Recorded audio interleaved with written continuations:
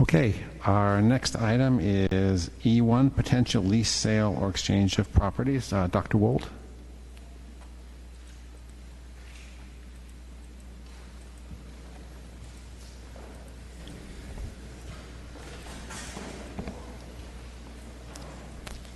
Good evening. Thank you so much for allowing us to bring this information forward. I have with me several individuals. Andres Chialtas is an attorney for Atkins and Handelson. His specialty is property management as it pertains from the legal side, as districts are looking at different options with their surplus property. And then Dr. Barry Blade is a retired chief business official who has created a second career working with school districts in the disposition and working through the 7-Eleven committees and all the different processes as it pertains to school sites. Because in the state of California, in many, many districts, they are facing declining enrollment and have additional facilities that they're no longer using for academic methodologies, and trying to find a way to create an asset that will provide additional revenue for the district. So as we go through, our district has 52 sites, but we also have some vacant sites that have been vacant for many years. We still have to maintain those sites. They're subject to vandalism. We're incurring costs on those sites. So we've continued to investigate what are potential options for those properties, as well as understanding that any action that we take with the surplus property is a multi-year process. So a lot of people are asking, is this part of our budget solutions for the $39.9 million we need to do? The answer is no. Nothing we're going to talk about tonight is part of the ongoing solution. However, once we do make reductions, there's going to be things that we may want to bring back at some point. And if we begin this process now, there may be the potential for ongoing revenue in the future that would allow the board to reinstate priorities that are going forward, but you have to have started the process to get there. Our goals as we look at this are to generate unrestricted ongoing income to support our programs and services, potentially regenerate cash reserves to support long-term maintenance, equipment, and capital facility needs, maintain ownership in asset-generating properties where we can obtain the benefits of an asset that appreciates, and potentially relocate or consolidate the multiple central office facilities we use into a singular area that's more efficient, that saves the district money, that continues to allow us to spend every dollar towards our academic programs. So our current surplus properties, there are 4 that we look at immediately. In addition, one of the best practices is to do what's called an asset management evaluation, where you look at all properties. What are the possibilities and potentials for them? That's something we haven't done in quite a while, and it's something that we can certainly consider looking towards. So if you look at our 4 vacant properties in the city of San Pablo, there's the old Seaview Elementary campus, 4.56 acres, that was closed in 2005. Portola Middle in El Cerrito, 6.26 acres, closed in 2010. Adams Middle, 8.7 acres, closed in 2009. And then Harmon Knolls is a vacant parcel of approximately 9 acres, closed in 2003, that's also in the city of Richmond. With that, I'm going to pass it to Dr. Barry Blade, who's going to talk a little bit about the process if you were to declare a property surplus, and then Andreas is going to walk through all the different disposition options so that the board can look at what, if any, future considerations we might have. With that, Barry will talk about each of the ones as we go forward. Actually, I'm going to let Andreas talk to this slide, and then I'll step in after him. Thank you. Appreciate it. Pleasure to be with everybody tonight. Thank you very, very much.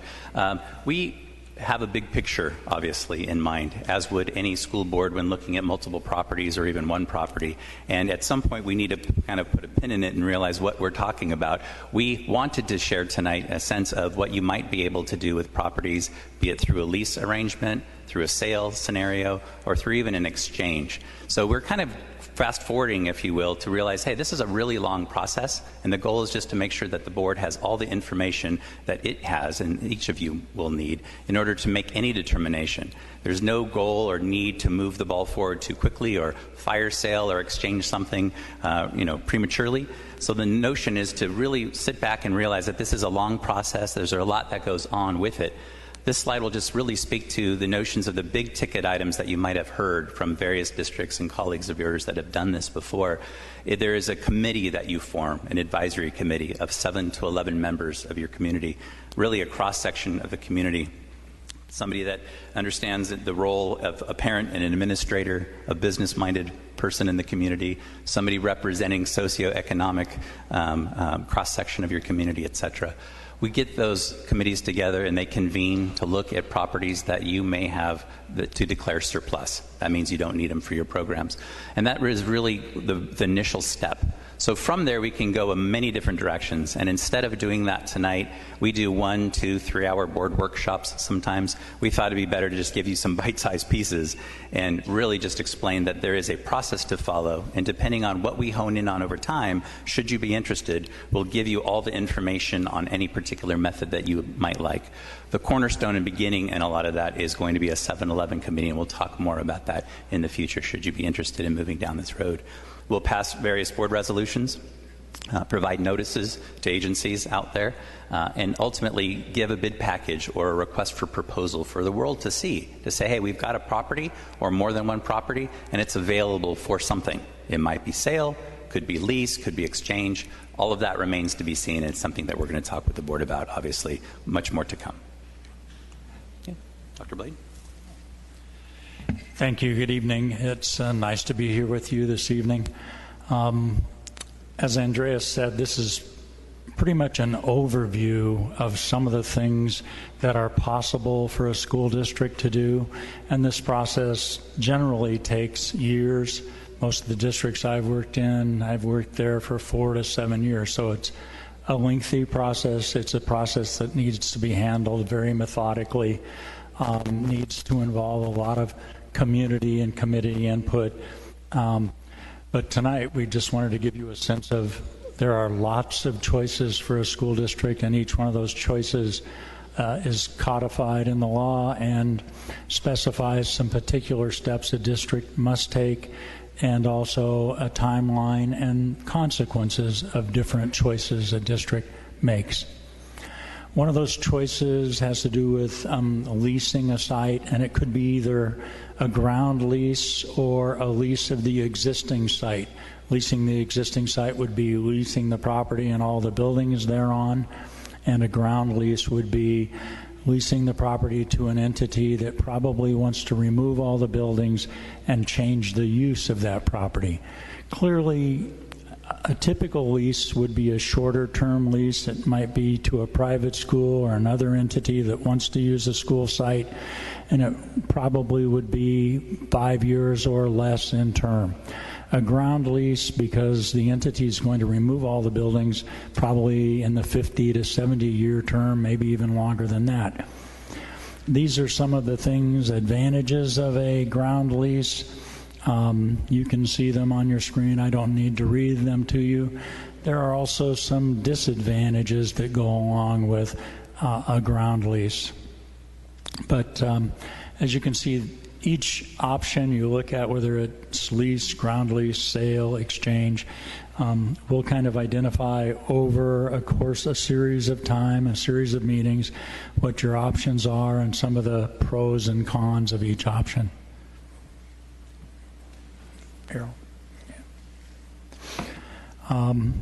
Ground lease, obviously some factors to be considered are, of course, how much money will the school district get in rent? How long is the due diligence period? What is the length of the term, whether it's 5 years, 15 years, 50 years? The suitability of the use. Who wants to lease your property and what do they want to put there? And is that commensurate with what's going on in the surrounding neighborhood? Clearly, there are some uses that you don't want to put next to your neighbors if you're being a good neighbor. And so that's one of the factors that has to be considered.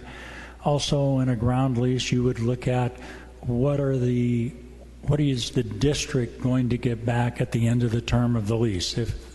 If lots of structures are built on the property, and after 50 or 70 years you're going to get those back, that could be a benefit depending on the use and the property.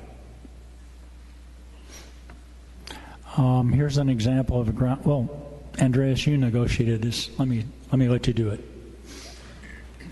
Thank you. Appreciate it. So yeah, this is a recent example of a ground lease that's come to fruition. This is Capistrano Unified School District. Had 5.1 acres, so really a smaller site than some, but really, really nice site with a view in the whole 9 yards, and had 5 ground lease proposals come in. So here, rather than going through a traditional process where you conduct an auction and sell, or in this instance, lease to the highest bidder, we went through the State Board of Education and we waived those requirements and legally went out with a request for proposals and said, hey, what would you like to build on our site?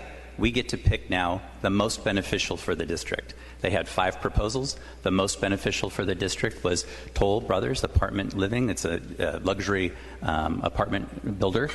They came in with a 99-year lease, so obviously just like a sale, tying this up for pretty much ever, if you will. But they're looking to build 425 market rate units on that 5.1 acres. So 3, 4, and 5 stories of apartments going in there. Big numbers right out of the gates the first year, $3.15 million in rental value. And interestingly, they were willing to even give 13.14% of an increase in that rent every 5 years. So you can imagine when you do the math on that and extrapolate that number out over time and project it, the rental income becomes very, very large, well over $1 billion in 99 years. So maybe one of the higher end examples, if you will, but recent and tried and true. They're about a year into it. They've already had a lot of deposit money go non-refundable, which means the district keeps $1 million, even if a piece of wood isn't even put on that site. We have a lot of provisions built into that lease like that. So it gives you an example of what a ground lease can return to you. Even a fraction of that could still be, of course, dollars coming in the door on a property and might not be utilizing to its fullest just yet. So that's ground lease. Interesting stuff for sure. Sale is maybe a little bit more common. A lot of sales occur. A lot of the school districts throughout the state have gone through this, sometimes multiple times. Advantages there would be you get a lump sum payment. Rather than money coming in once a year or monthly, you get a lump sum payment for your property. You're not an owner of the property. If anybody were to be hurt, you don't get sued. You're no longer part of that property. So there's some clear-cut advantages in that sense. Lots of interest in sales. A lot of people typically would come forward to acquire if they have a sense of what they'd like to build or own and why. Disadvantages is you simply don't have that property any longer, so you don't retain it. So if there's an upswing in value over time, you don't really have that. So it's just something to think about. It's not the same as having proceeds coming in through a ground lease payment. And we'll talk a little bit more about use of the proceeds in a second, but that's the general sense of sale. What matters in those deals typically to most school boards would be price. You know, we want to know you've got a fair return on what you're losing, the property that you're selling. The proposed development, it's one thing to get into escrow with an entity that wants to build a certain something on that property, but you think might be pie in the sky. They might think they're going to build 20 homes or 40 homes too many, and you think the property can only support a certain amount. We're not here to get you into escrow only to fall out repeatedly and not have traction. We want to have sound, good offers if you're inclined to sell any property, where you get into escrow and we get those closed and you get the dollars that you think you'll receive. Deposit structure and due diligence period. This is how much money a developer or owner, somebody who wants to buy, would be willing to give to you for a period of time to look at the property and get familiar with it and comfortable with it. Those are things we look at closely. We want some money that's non-refundable, so you're not wasting your time in any particular deal. But we'll look at that and talk far more about that if you got down the road on a sale. Then, of course, closing. You could easily say, I'd love to close soon. Give me 60 or 90 days and we'll close escrow, but I'll be here to tell you, you just left half of the value on the table. Typically, you're going to want to wait a period of time to ensure that the buyer can get accomplished what he or she wants to accomplish on the property. If there needs to be a zone change, for example, through the city in order to build something, you want to give them that time so you maximize value. So nobody's here to fire sale or rush anything. We're here to walk through it methodically and let you know what your properties may be worth if you give it the time necessary to sell. A recent example here is Fountain Valley School District. This is a sale scenario where we went through the waiver process and said, hey, rather than an auction, we want to see what's out there. Interestingly, this district said we might sell, we might lease it, or we might do a long-term ground lease, potentially, where somebody comes in and develops something on an elementary school that was no longer being utilized at this district of 12.9 acres. Received back a lot of interest. 20 proposals to acquire it through a sale, 1 for a ground lease for apartments, and 3 lease proposals, mostly schools that wanted to come in, private schools. 1 charter, 1 private school, and a sort of a doubled up private school scenario. So lots of interest, and ultimately the school chose to sell. And we got into sort of a negotiation with the top entities that came in through proposals. The range on price was from $5 million to $38.15 million, and the board honed in on the most beneficial offer. Most beneficial in this instance being 36.5. So left a couple million or $1.5 million on the table. But the reasons for that was what made it the most beneficial. In this instance, they were building a reasonable amount of homes on the property and dedicating an acre back to the community for free. The city was going to receive an acre park. Okay? That made it much more palatable than the $38.15 million offer that wasn't going to give a park and wanted too many units, and we didn't think they'd get through that during the escrow period. So we honed in on a really great price, but with a structure that we thought would close escrow so that the district would get paid, and then we doubled down a little bit extra and made sure we got some money, hard money right out of the gates of $1 million, and then later a 10%, so $3.65 million on that. So even if the deal doesn't go forward 1.5 years later and close, we keep those funds. So that gives you a sense of what sale might look like. And we'll talk a little bit about exchange. Dr. Blade. Exchange is another option available to school districts, and it's becoming a more popular option. I think part of the reason for that is it's a little more streamlined process, and a district is not required to issue a formal bid document and then accept responses to that. They may issue a request for proposals. This process allows for a better end result for the school district and the developer because they can sit down and discuss what's important to each of them and negotiate agreement which helps both sides. Whereas in a formal bid, if we put out a bid document and a developer says, well, I like 90% of this bid document, but I don't like this, this, and this, then what you have is a counteroffer and you have to restart the process. So the exchange RFP, very helpful in reaching a better agreement for a developer and for a school district. It also avoids some steps that are required in statute for a sale or a lease. You don't have the bid hearing. You don't have to offer the property to other public agencies. You also don't have to comply with the Nailer Act, which is a statute that by which other agencies can take 30% of the property at 25% of its fair market value. I think that's enough on that. If you dispose of a property through an exchange process, you have a variety of ways to do that. You can exchange the property to a developer for a property that they own, an income-producing property like an apartment building or an office building.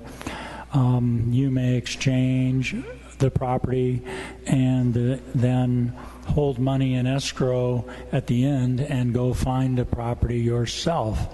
Which is a bit easier than a straight exchange with a developer. You simply allow the funds to go into a trust account, and then you have an opportunity at the end of closing that escrow to go find a property on your own. It's difficult, let's say you have a property worth $20 million, it's difficult to find a property that's worth exactly $20 million, and the difference can be made through true-up payments.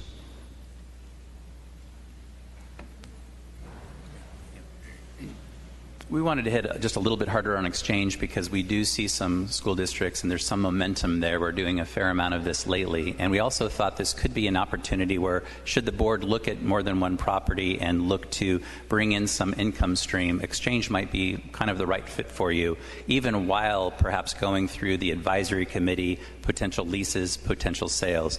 Many districts of your size would look at this as more of a portfolio. And if you had more than one asset to look at, maybe one wouldn't be so difficult to get underway, that could be exchange, whereas others might take more time and planning, and it might not be a no-brainer, if you will, where you spend considerable time considering options, programs, consolidation, could be a number of different things. So we wanted to touch just a little extra on that.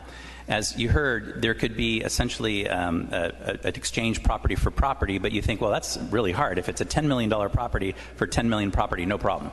But let's say it's a $10 million property for $8 million. We're here to tell you, yeah, you can still do it and have a true-up or a similar property, and it could be a cash payment.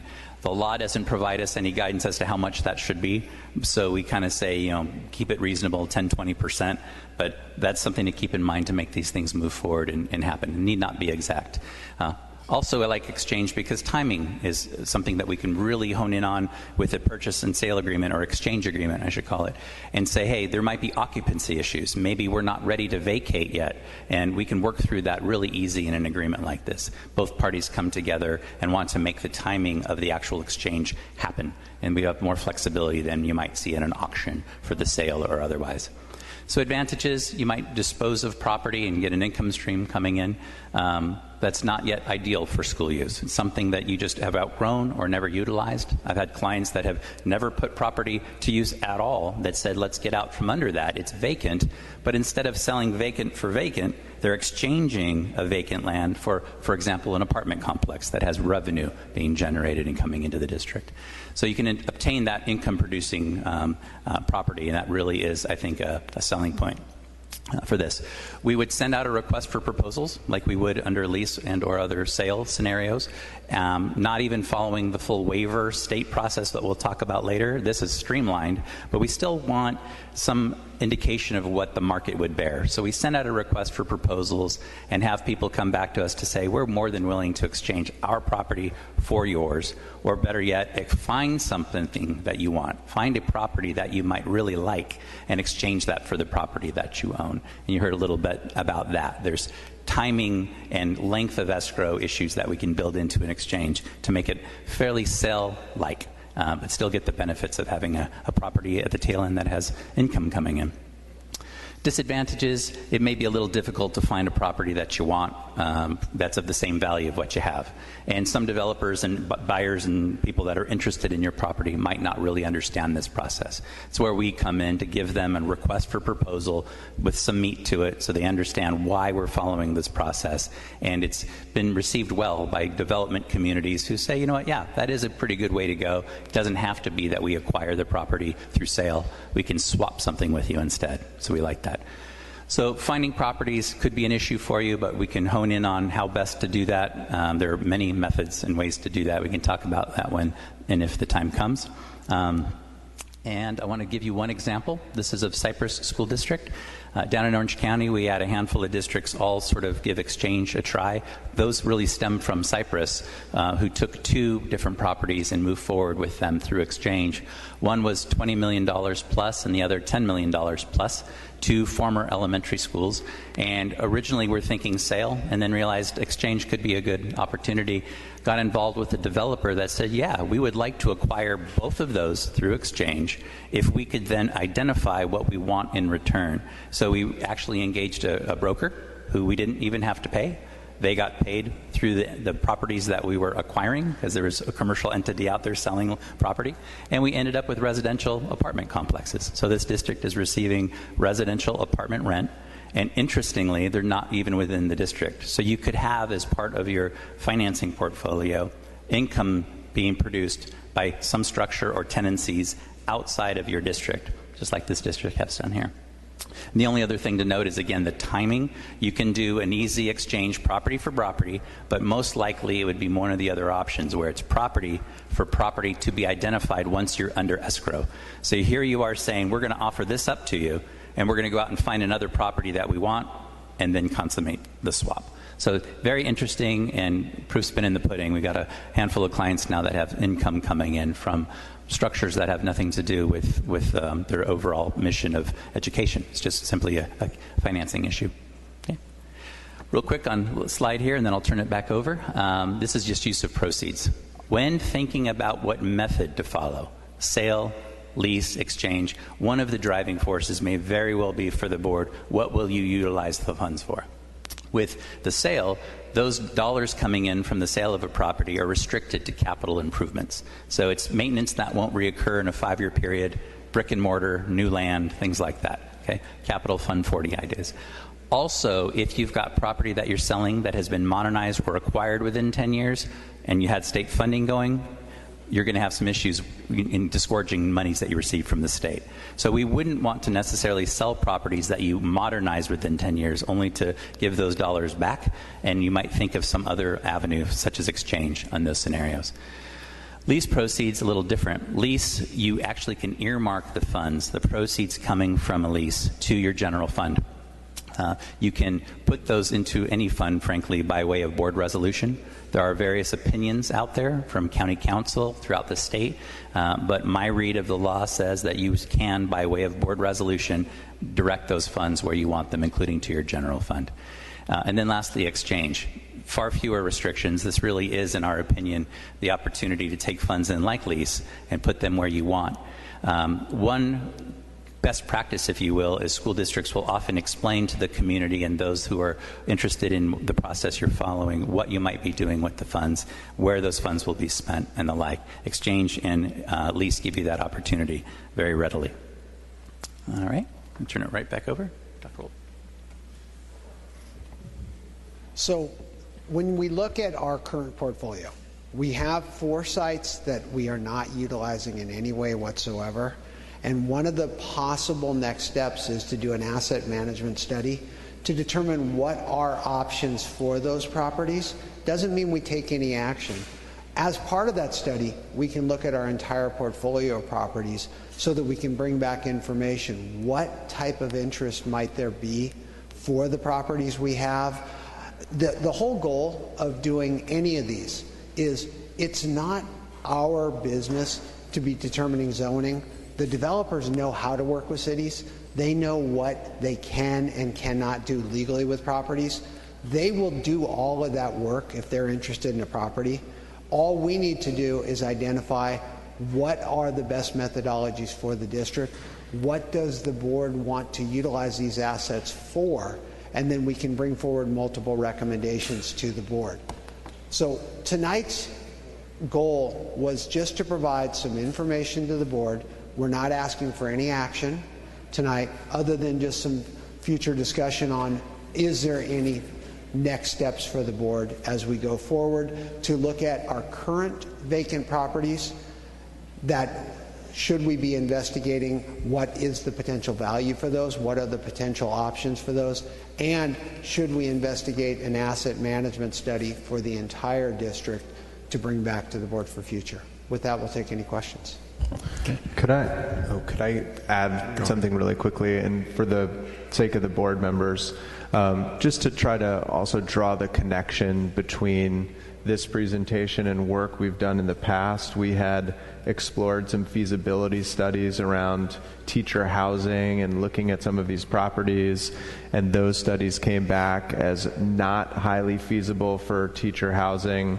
Some of that was because of change in law, change in developer credits, but we're continuing to look at this around these properties and what could we do, right? And some of these exchange examples are a potential example where we end up with an apartment building and we can have some of those units go to teachers.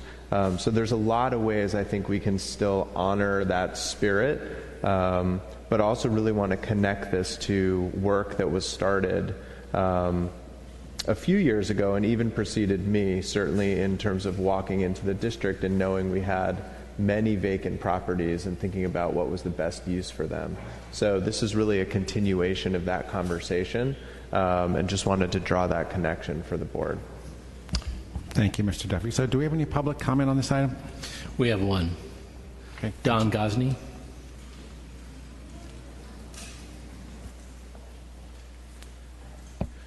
Good evening. Even before I start on this, I'd like to just make one clarification on the superintendent's report. That fire yesterday was not at an oil refinery. It was at a fuel storage plant. As somebody who spent the past half century building extremely safe oil refineries, it's important to get that out there. Okay. And on this now, in the world we live in, it seems that rumors have replaced actual news. That guy residing in the White House likes to call it fake news. We've been hearing a lot of rumors about this issue and others things with the district, and absent any reliable source of information, it's the rumors that we have to work with. One of those rumors is the possibility of a $40 million budget deficit this year to go along with a $12 million deficit from the previous year. Maybe that's manageable in some districts, but you've been talking about asking the people to tax themselves even more than they're already being taxed with another parcel tax. This suggests that we're struggling financially. Deficits like that can worry a lot of people, and when shot callers worry about such a huge debt, they do things that they might not do without that burden on their shoulders. Sometimes the shot callers go all goofy on us and make some unwise decisions. If they want to do that with their own assets, that's okay, but when they do it with the people's assets, some of us start worrying. One of those other rumors has it that we might want to swap some of our undevelopable property for property we can use for teacher housing. A noble idea. Teacher housing sounds like a great idea, but there's a cost involved, and when you're taking $40 million out of the classrooms, we have to make one of those tough decisions about where our priorities really lay, with educating the students or housing our employees. Leasing out the surplus properties to developers wanting to put housing on the land normally requires a 50 to 99-year lease, far longer than any building would expect to last, and much longer than any of us will be around, and maybe even the school district. Turning from educating our kids to becoming landlords is another of those unwise decisions. Stick to what we know. Stick to what you were elected to do. Educate the kids. We have a lot of needs. We need to do something about that rumored deficit, and we need to do something about surplus properties that may never be used by the district and continue to cost us money to maintain. And we need to make sure that we get a feel for this community and what they will allow to be built on your property. It's pretty tough these days. They call the shots on what permits are allowed. All I ask is that you look at this very carefully before acting and get a lot of advice from reliable people not associated with the district. Thank you. Thank you. Okay, board members. Trustee Cuevas, I think you're first this evening.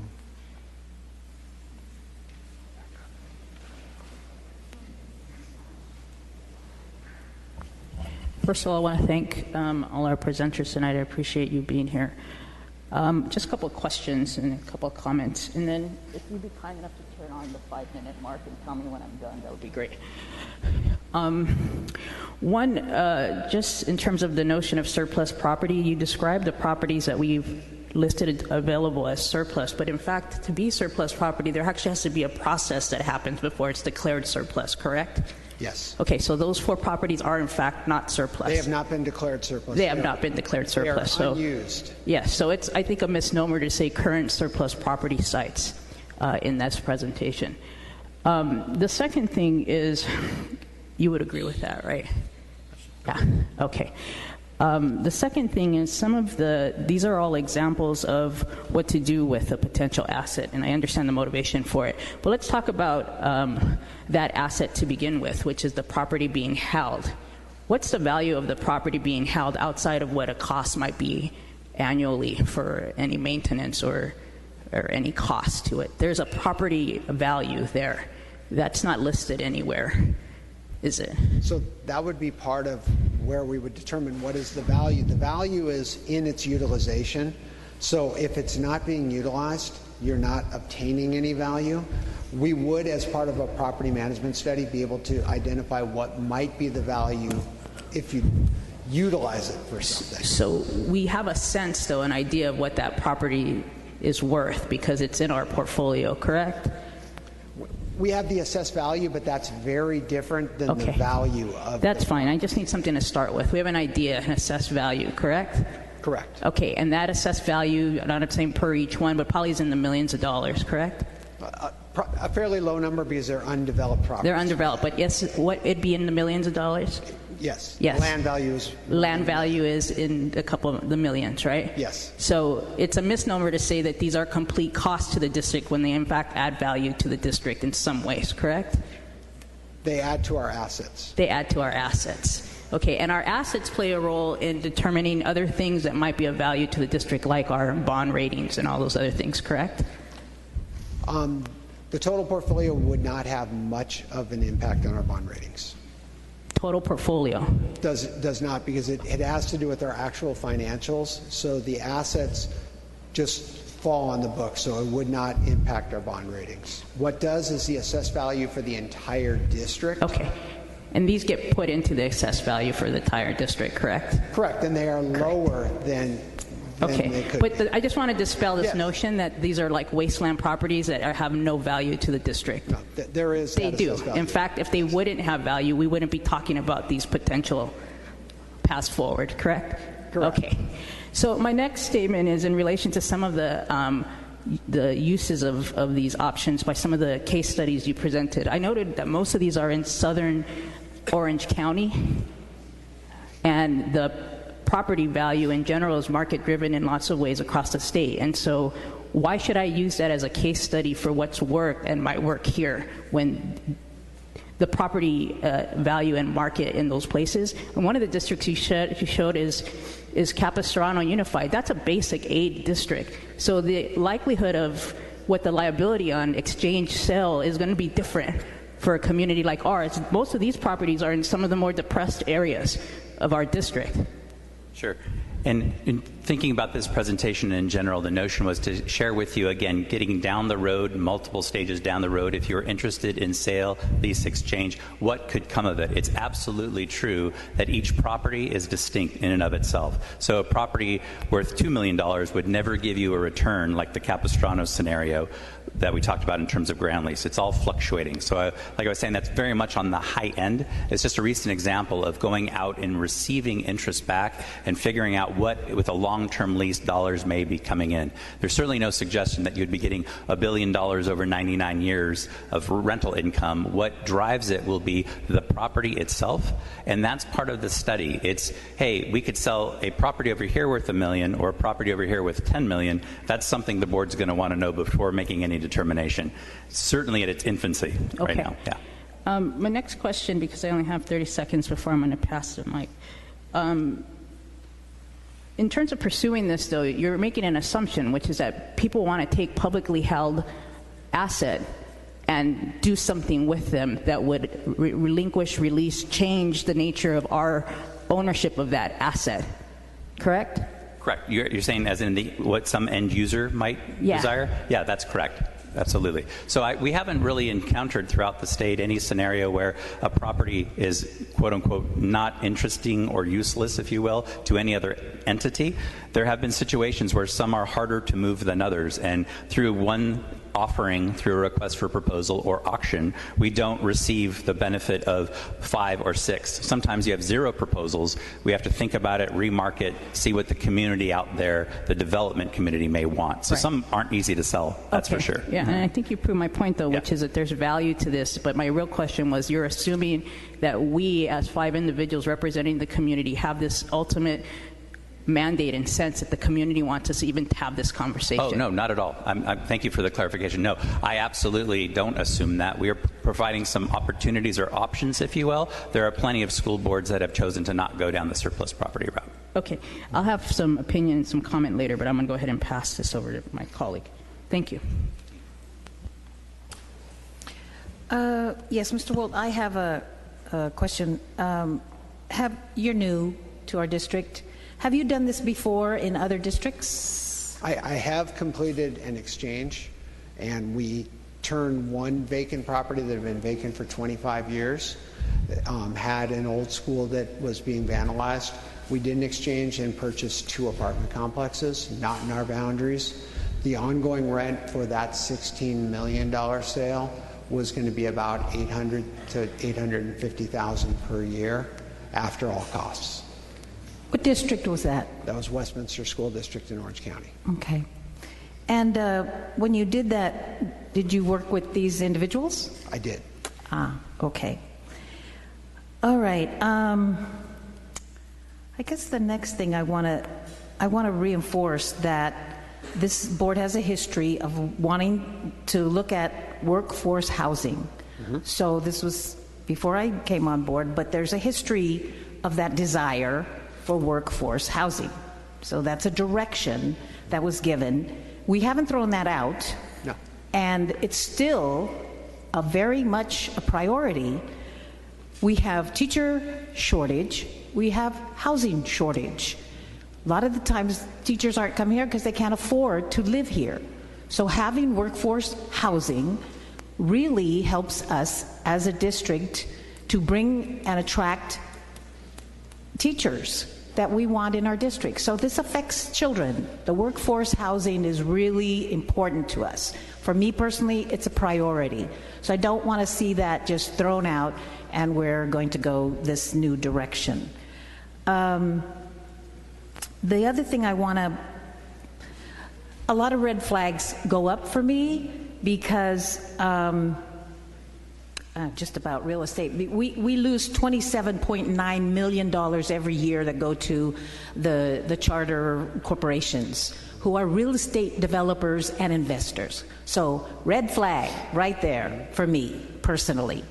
And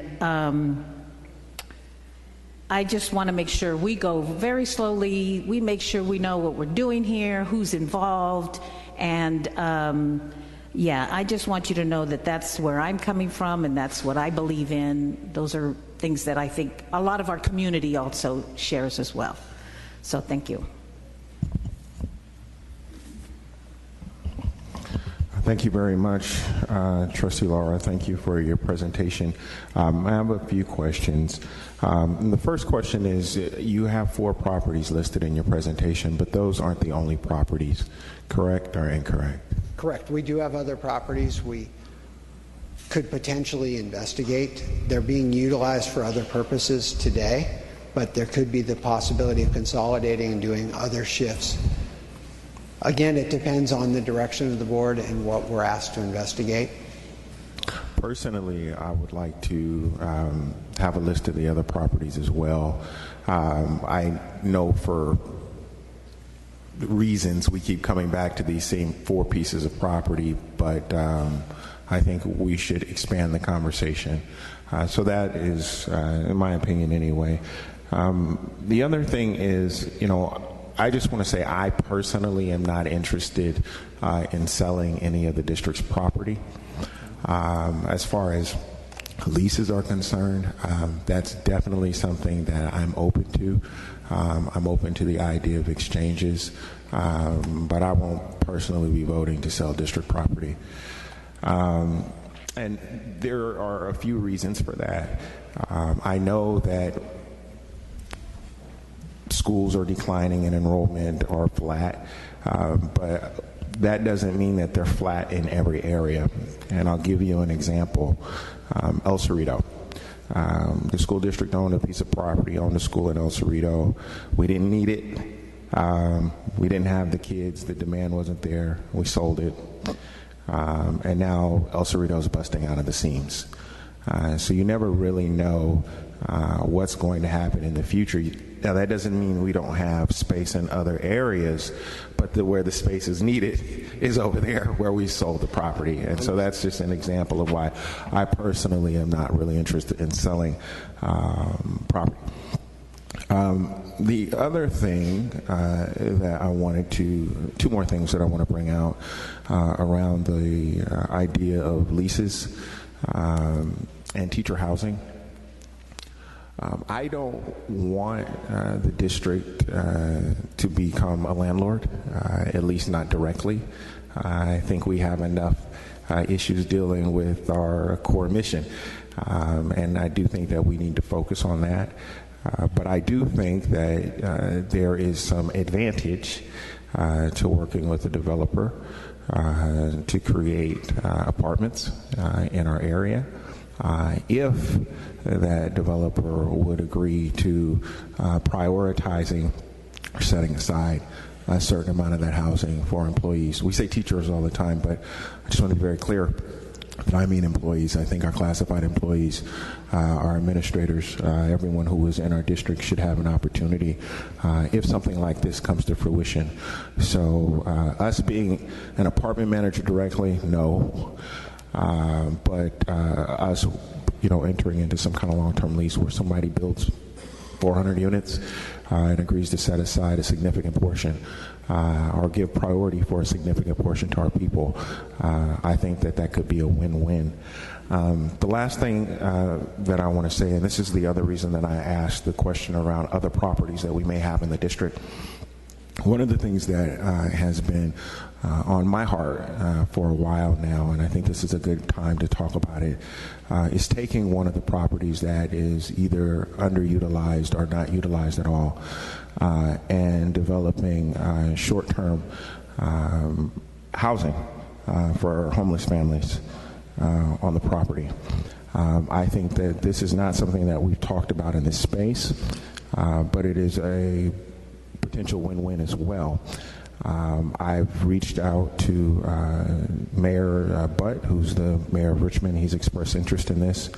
I've reached out to our county supervisor, John Joya. He's expressed interest in this as well, and has even suggested that we could have a working task force around the issue.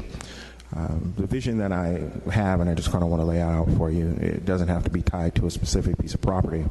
And this is, I think, in your presentation as well, joint uses with other entities.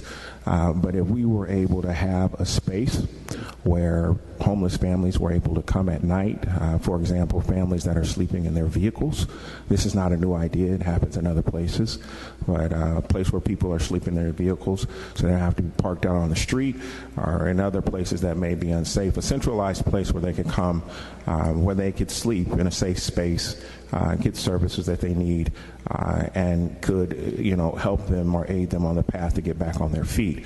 Now, I know some folks may say that may not bring in additional funds to us, and I know that's what this conversation is about. But I think part of it is about doing the right thing by our people, which is why I think Consuelo Laura doubled back on the teacher housing, and I brought it up as well. And Mr. Duffy, thank you for bringing that back up as well.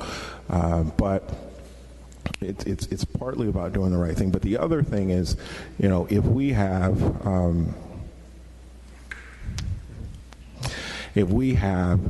a certain amount of students who are underhoused, homeless, or whatnot, and they're not stable, and we're able to stabilize them and their families, that's going to stop churn in our district. We have a lot of churn in our district. People are moving in and moving out because they can't afford to be here, and they're trying. We had a family that goes to Nystrom. They were living in a hotel in Hayward, and they were trying to get in here on the BART in the mornings and then take the bus from BART to Nystrom, and it just wasn't working. And we had a centralized place for folks. I think we could help get some of our homeless students to school on a regular basis, which will increase ADA. So that's something I want to put out on the table. Folks at the county, folks at the city have expressed interest in this. I know I'm bringing up now with you all, but it's something that I seriously think we should consider, and there are models for this in other areas. Thank you. Thank you. I'm going to excuse our speakers. They have to catch the flight, but I'm going to stay for all the questions and make sure we continue. Thank you.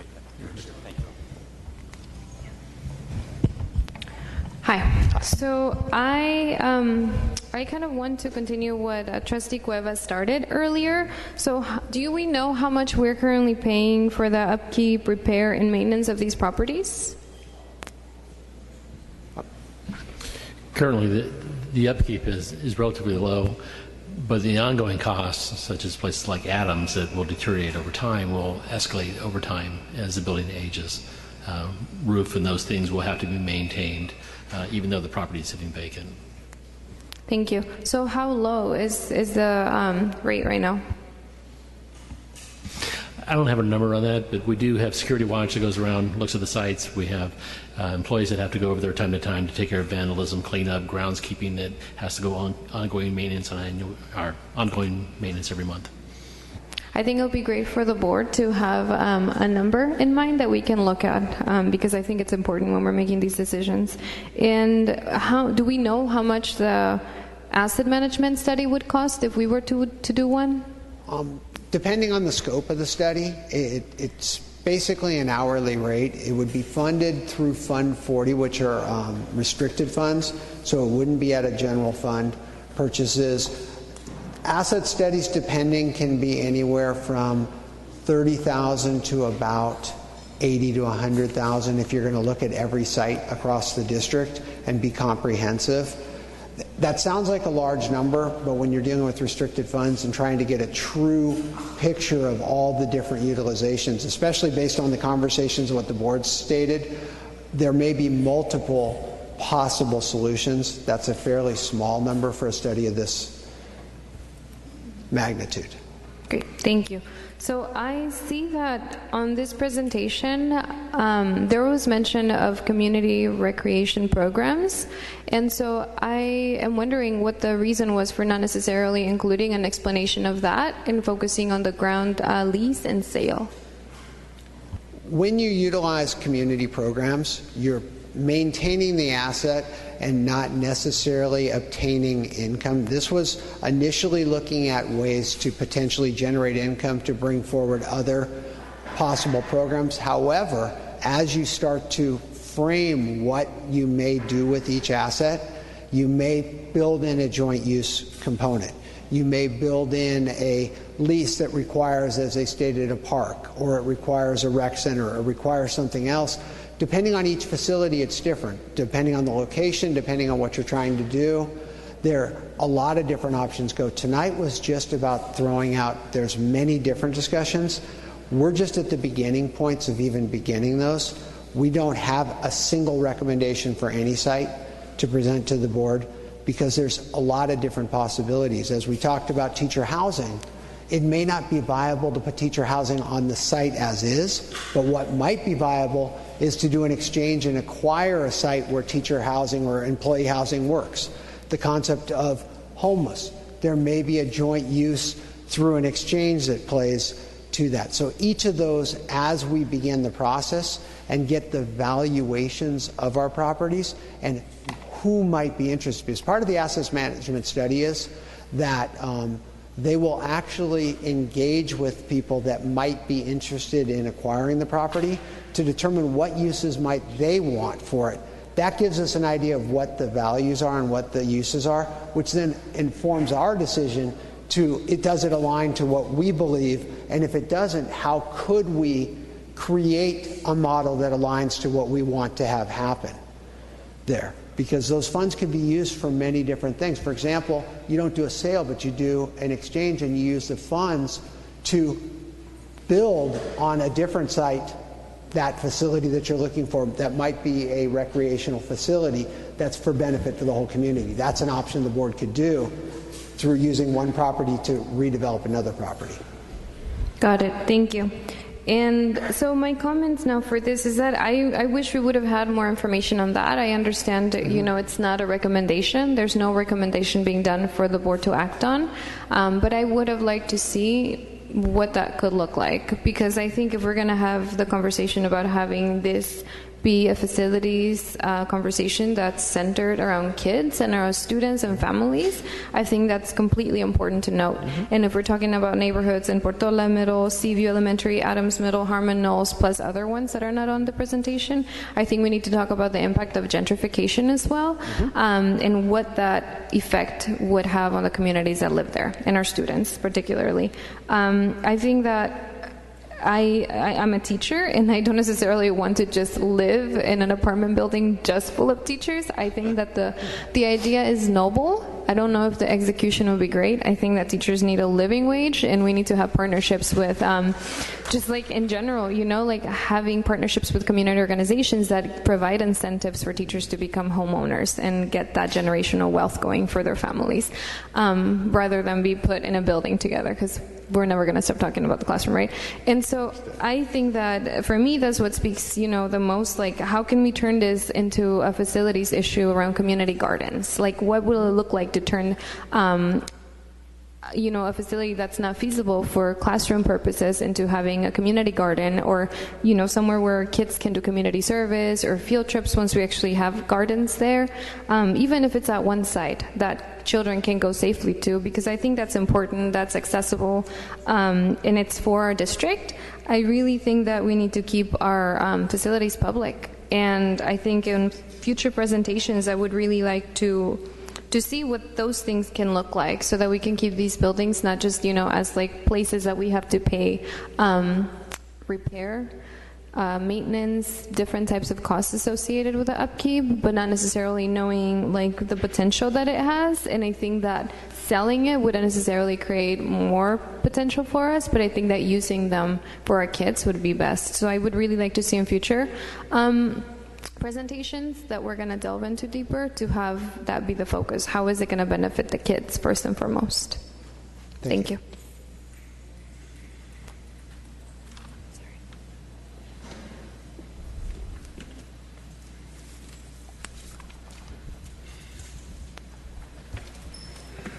I just had something quick to say. So I thought it was really great what Mr. Phillips said about how certain families in the district have really unstable housing situations, and selling a property would reduce our ability to offer these necessary services to certain people. I personally have known friends who wake up in the morning and don't know whose couch they'll be sleeping on that night, and so I think that would be very valuable. Do you have anything to say?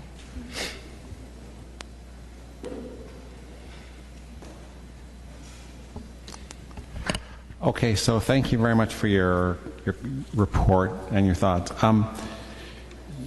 When we were talking about the various ways to exchange or sell or lease the property, there was conversation particularly regarding the exchange options about various restrictions that we need to live under. I'm just wondering if those are those ed code, are those tax code, are they, where do those restrictions originate? So most of the restrictions fall directly in ed code and laws that pertains to property.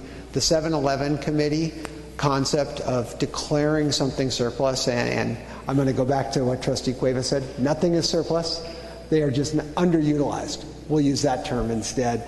But should you go down the process of wanting to declare something surplus, you do have to form a committee. There are multiple resolutions. The exchange process has slightly different regulations. There are some resolutions the board needs to pass. There are some waivers that the State Board of Education grants to go through that. Again, part of that is once we have an idea of what the possibilities are for properties, then that allows the board to give direction to staff on methodologies to implement any or all of the possible solutions we've talked about tonight. That they all become part of that conversation.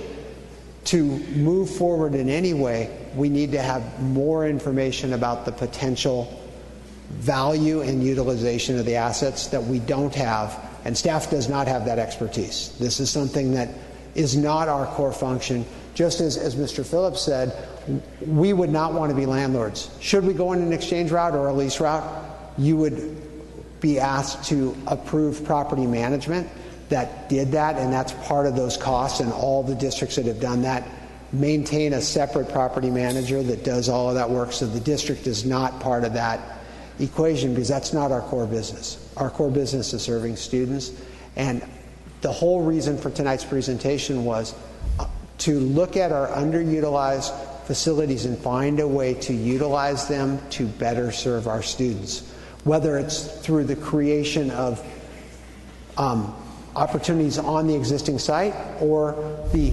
utilization of revenue from the site to create something somewhere else. It's about how can we have our underutilized facilities benefit the students we serve today and the community we work in. Okay, thank you. You know, I was disappointed that I didn't see any kind of an equity lens applied to this analysis. We're not looking at these spaces as community assets. You know, for example, at the Adams site, you know, there is a community garden there right now. Not that that has to be the final use, but I think we need to think of this. I mean, we may decide to dispose of something eventually, but like, these are community assets. Mm-hmm. I didn't see any conversation about that or anything about equity here. And once again, this didn't really seem to be a conversation that was focused on kids. But I want to go back to an even broader concern I have. We have a $40 million budget deficit, and we've got another big number to hit the following year. Like, I would like my chief business officer to be 100% focused on that and nothing else. So that's kind of my takeaway from this. I mean, I had comments on the presentation, but like, we have to fix this problem, this $40 million problem, and we shouldn't be thinking about anything else while we're going on. So I hear the staff asking for some kind of direction. I don't know if the board members want to speak one more time about that. Okay, let's go back down to Trustee Cuevas.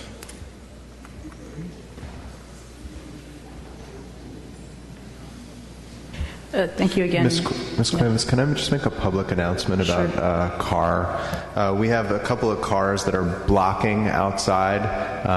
So if this is you, we do need you to move your car. There's a few other cars blocked. If you're a Hyundai with a license plate 8CDG130, there's also a white Mercedes with a white license plate, and there's also another minivan even parked behind that. So I don't have the plates of all of them, but if you know that that might be you, could you please take a quick check and we can see if we can unlock some of the cars there.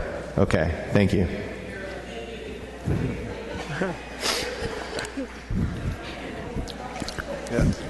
Don't worry, we didn't pay attention who that was who walked out the door. Thank you, Superintendent. Just some final comments. You know, I absolutely appreciate that you're introducing this concept to us in terms of some of the other options. But I have to say that I am not in a hurry. As stewards of everything public that we do, I am not in a hurry to move forward with this. Now, I understand very clearly that you identified some of these types of strategies as one way to address future budget issues, but you said so yourself in your presentation. This is not going to have any bearing on the current budget. Correct. Probably not even next year's budget. Correct. Except for us to get in the hole to pay for a study, maybe. The funds would come out of Fund 40, which Fund 40, okay, but some funds will be expended. Correct. Right. Meanwhile, we're talking about possibly exploring community conversation about funding, additional funding for our current properties that we do use every day. That I get it. So I just think in the pecking order of priority, I agree. I just feel there's many other places that I would love for you all to spend your time right now. Understood. And it's not to say that this isn't a valid question to have for the future, but it's a serious one. And certainly one that I'm not even comfortable giving you direction other than to be cautious right now and say, let's hold on anything related to this, just because it's that serious to me. You can't get back and undo most of what we would be entering into agreement for. And you wouldn't know the consequences till a couple of years once you're in it. And then some of these agreements include 70-year, 99-year leases, or even sell, whatever it might be. I'm not going to be that person that people go, yeah, that decision, without way more consideration and conversation. And even though I agree with my colleagues, there are lots of good reasons for us to look at this, because the need, I've described it, is tremendous. Social need is tremendous. Yes, there are homeless people. Yes, there are people who are not homeless who can't afford the homes they live in. There are RVs everywhere. It is a problem that's being addressed all over the state. I am also hesitant for elected officials to be talking to other elected officials about what they want to do together in relation to publicly owned land, and not doing that publicly.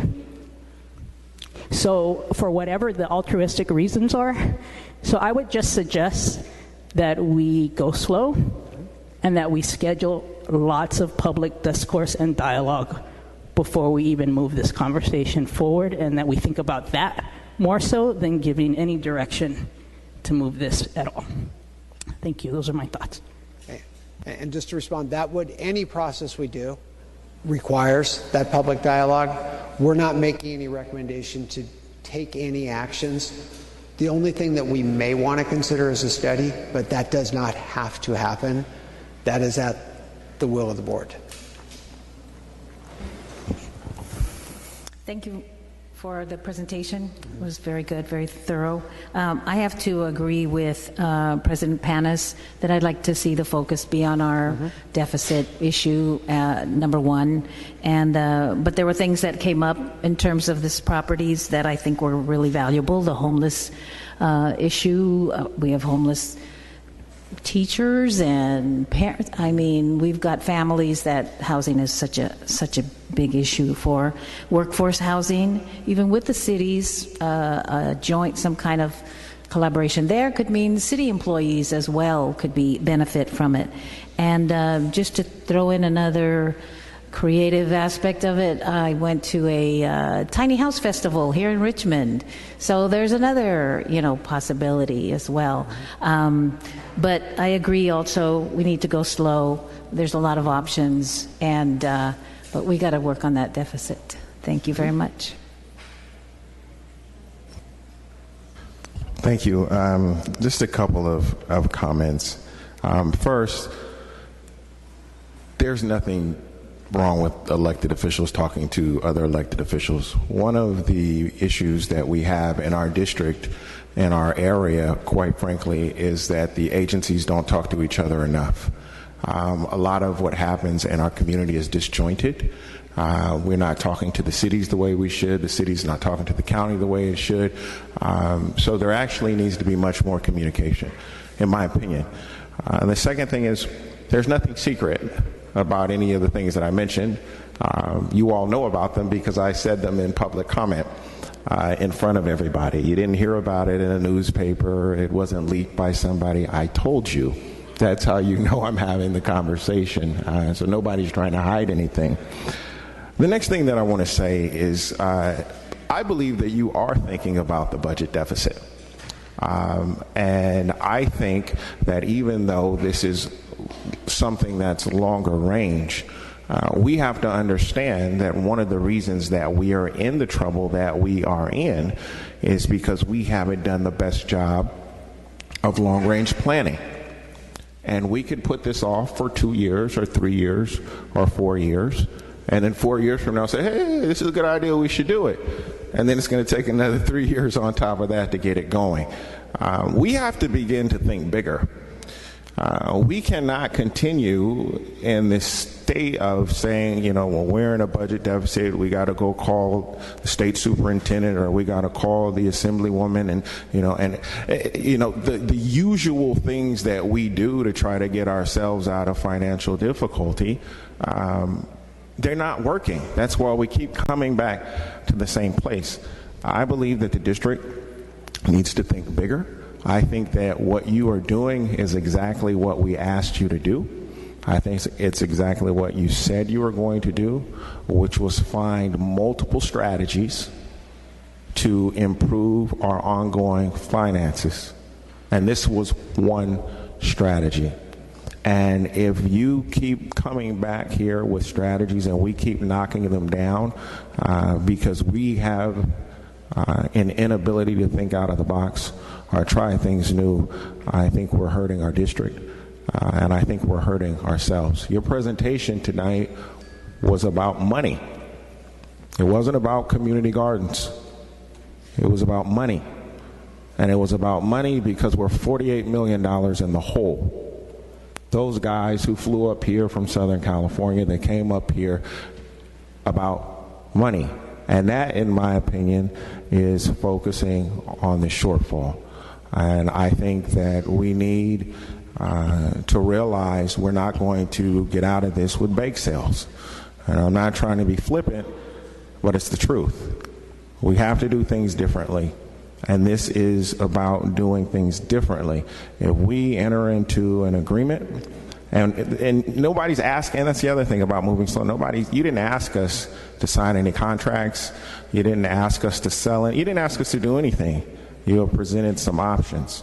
If sometime down the road we have entered into an agreement and we're able to get, I'm making this number up, $800,000 a year like they were getting in Westminster, or it's $800,000 that we're able to use towards kids. And that's where the conversations, I know people want to talk about kids, right? But this conversation is about how do we get money to help kids. So in order for us to do that, we actually have to talk about money, knowing that the end game is that we are financing or bolstering our revenues so we could actually provide the services to kids that are needed. So I think we should consider this. I think if it doesn't work down the road, or if it's not something that is going to work for us, then we just don't do it. But the idea of knowing that we're $48 million in the hole, and that things are not going to get better even if we make cuts without us doing something differently, I think is irresponsible not to even consider what you are saying. The last thing is this. Even if the board decides for whatever reason that it doesn't even want to consider your idea, even though we're $48 million in the hole, and we need to start planning so we're not $48 million in the hole later down the road, we do have a problem in our district with families and children that are unhoused or that don't have stable housing. Folks at the county have said, that we could have a working group, on this issue, around this issue. The city's interested, the county's interested. This is something that they do. Earlier I said I don't want us to become a landlord because that's outside of our core mission. But I'm not talking about us being a landlord in this situation either. I'm saying that there are other entities, other agencies who are already interested in doing something like this, and we have space. And I don't know why we would not at least have the conversation about letting some of our partners utilize space to help house our children so they could come to school and learn. So I just want us to think bigger. We have great goals, but we are never going to get there unless we begin to think bigger. So thank you very much.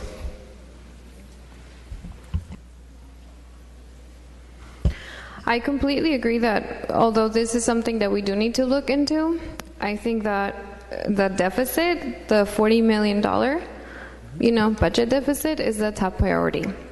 And the analogy that I want to use to illustrate my point is if we have broken playground equipment, we got to fix that, right? Kids are going to get hurt. If we have a storage room full of broken equipment, like laptops or unused furniture, we can fix that later. We do have to fix it, but we can wait until we fix the urgent needs. And so I feel like the urgent need right now, the broken playground equipment, is our budget. And I think it's really embarrassing and unacceptable that we even got to this point. And I think we need to fix that before we fix the unused broken equipment, right? Or unused furniture, which is the facilities that we have that are not, surplus, but underutilized, as Trustee Cuevas pointed out. And so I think that we really do have to be focusing on the deficit first and foremost. And when we can fix that top priority issue, then we can really look into this with a lot more seriousness and a lot more focus. Because I think if we try to balance all of this, it's not going to be very fruitful by the end of this process of figuring out what our budget is going to look like and how we're going to get it to be balanced. So I would say that that's my top priority as board member. Thank you.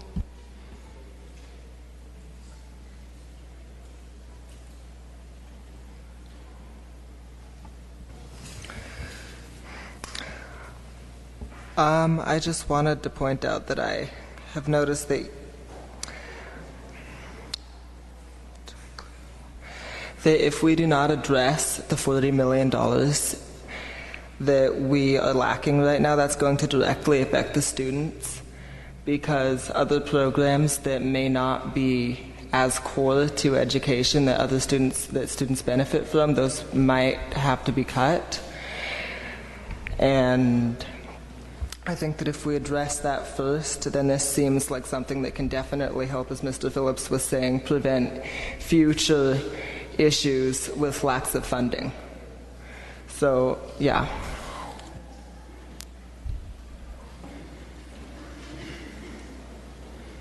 I just wanted to comment, as I travel around to all of our different sites, you can't help think when you see sites that aren't used, what are we going to do with this? And what are we going to do with this? And what are we going to do with this? And what are we going to do with this? And I do think it is time for us to study this a little bit more and understand what is the value of these properties and potentially some others, and really from there determine potentially what we might want to do, where we might want to raise revenue for money that goes directly to support playgrounds or play areas. But I do think ultimately, once we have our problem solved, we do want multiple sources of revenue coming into our district. That's what will make the district strong, is knowing that we have some revenue coming in here on a consistent basis through multiple ways. So I really encourage us, and I know while Mr. Freeze said it is a minimal cost, having abandoned sites around town, it's not healthy. And when we had one at Lake for a long time, the preschool there, all sorts of stuff was happening. And it's just not healthy for us to continue to have abandoned sites that we pay nighttime security to check out and other things. So I just really encourage us, let's take a look, let's learn, let's see what we can find out. And then from there we can have a discussion on what are the next steps. So that would be my encouragement to us. Take it slow, like everybody has said, but let's look and see what folks are interested, what the market might bear, who's interested, what they're interested in doing, and learn a little bit more. Because I think ultimately down the line, it will help us. And if in 3 or 4 years there's a recession and we're seeing a lot less money per kid, it's going to get even tougher for us. So I just encourage us to go slow, keep an eye on this idea that we're not giving it all away, but let's learn. Mr. Duffy, thank you very much for your comments, and I think you make a good point, but I just think, for me speaking personally, and I hear other trustees saying it, like, I don't even want to think about this kind of stuff until we have our budget deficit solved. And I'd like to thank Trustee Phillips, and I think Trustee Lara brought up something about like some ideas like, is this going to be space for homeless people to live? But like, we have to, these are our assets, and we have to make sure we're always applying an equity lens to this kind of thing. And I just hear nothing of that, and I want that to happen eventually, but I think it's the budget, and the budget right now. Okay, well, we'll go down to Trustee Cuevas first.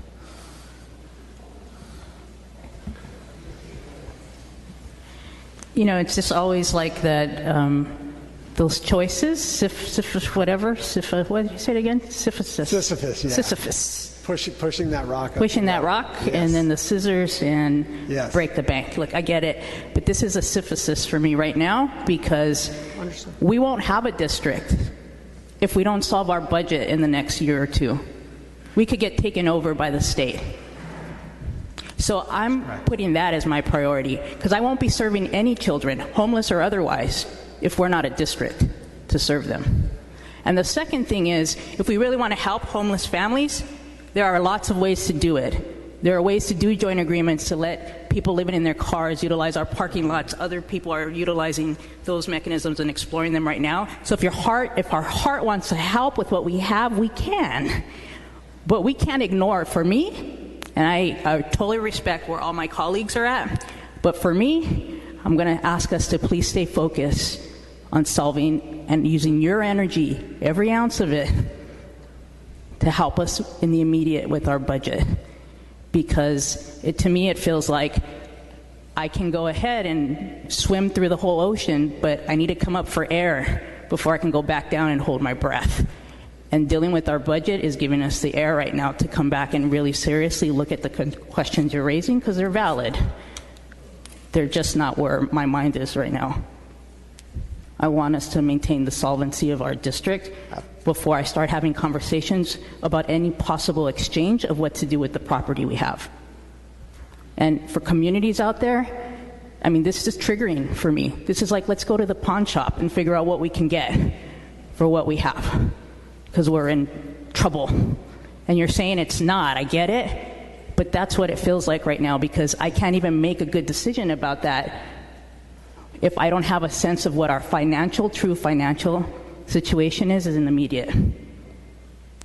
So I appreciate your thoughts, and I appreciate my colleagues' thoughts, but I want to share with the public where my sentiment is. Thank you.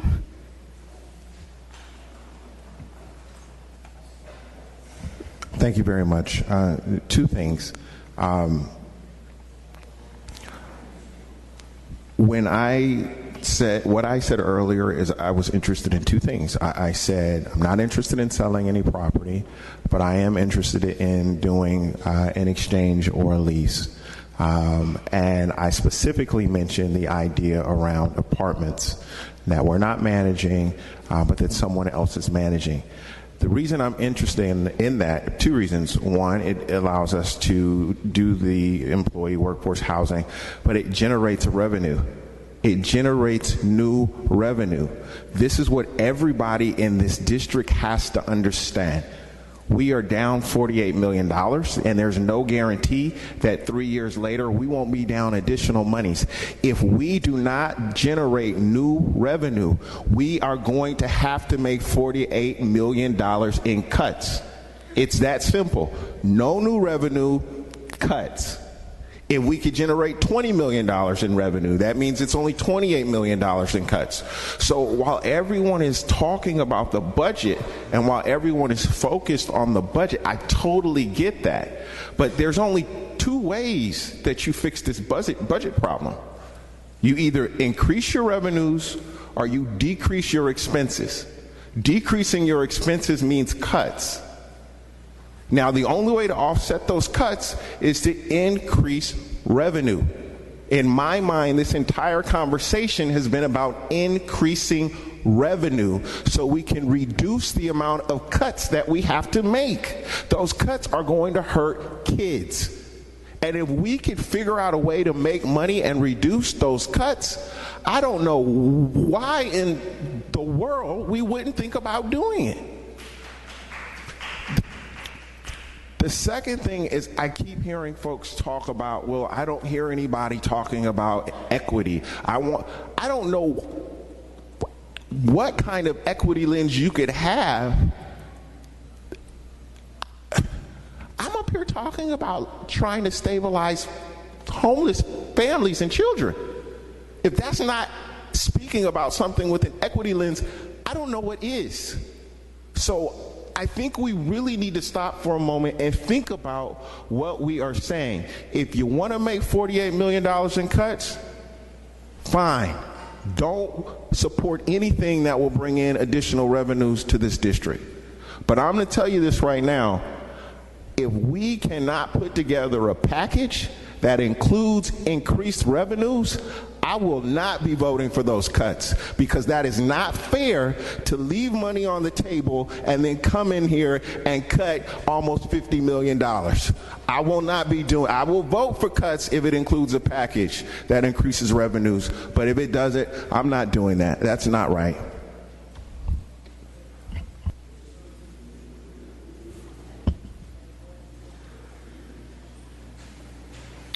So I want to just reiterate my point again. I think we need to focus on the deficit, on solving that problem. Yes, looking at the facilities and how we can engage the community in these conversations.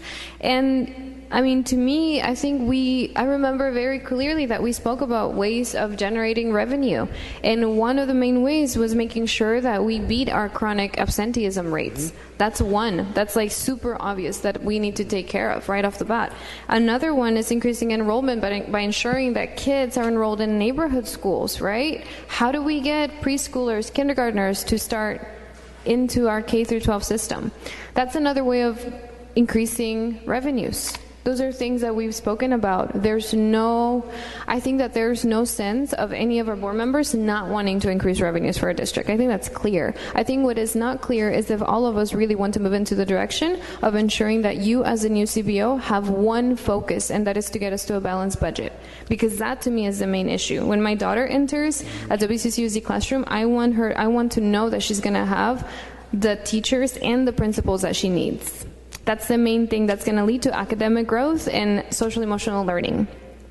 So to me, if we don't have enough to pay educators and administrators, that's a problem. Facilities is important for sure. And I thank you for the presentation and the two men that were here earlier. But to me, the budget is the one thing. I cannot go and say, hey, pass a parcel tax. Hey, give us bond money with a budget deficit. I cannot go say that. I will not be able to say that. And I will say it if we can get to a balanced budget that has cuts away from teachers and administrators, because those are going to be the main key players in getting our kids the education they need. And of course, I want to make sure that we don't have homeless students. Definitely. When I came to the United States from Mexico, we didn't have a home. We stayed with relatives. That's personal, right? The personal is political. But at the same time, what the hell are we doing if we're not getting the budget balanced? That's the one thing. I cannot ask for people, come help me to build this. Come be a partner with me. We want to build housing, community gardens. If we're $4 million in debt, what is that doing? What is that doing for transparency, for community trust? Like, I'm not going to go another round because I've already said my piece. This is the third time. And I believe that we need to ensure that we give you all of our support in getting this one item done this year. That's my one thing. And I think we're all planning to get this budget under control. That's the one thing that I really want to make sure that I do this year. Thank you.